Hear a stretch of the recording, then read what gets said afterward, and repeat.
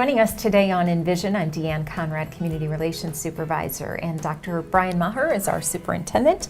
We are talking again, this is a discussion that has been ongoing in our community on the district calendar, when to start, what that calendar looks like throughout the year's time. There are a couple of community meetings coming up, January 24th at Lincoln High School and January 25th at Memorial Middle School at 5:30 p.m., both evenings, the 24th and 25th.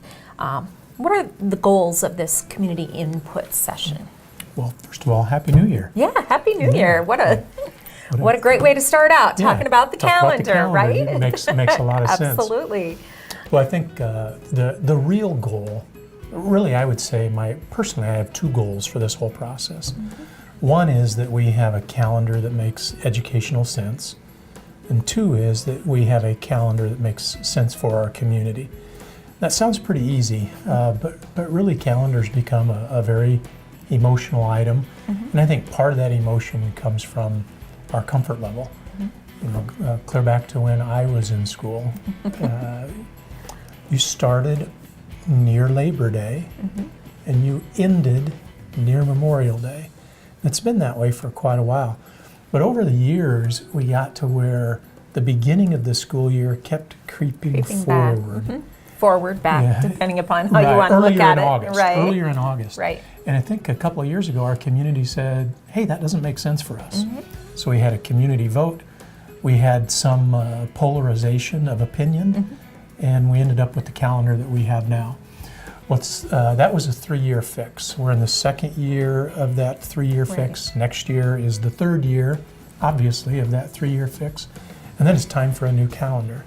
So the conversations that we're having now, hopefully, is to find that new calendar that puts us in a position where it makes sense to our community and we don't have to go back to another vote of the community.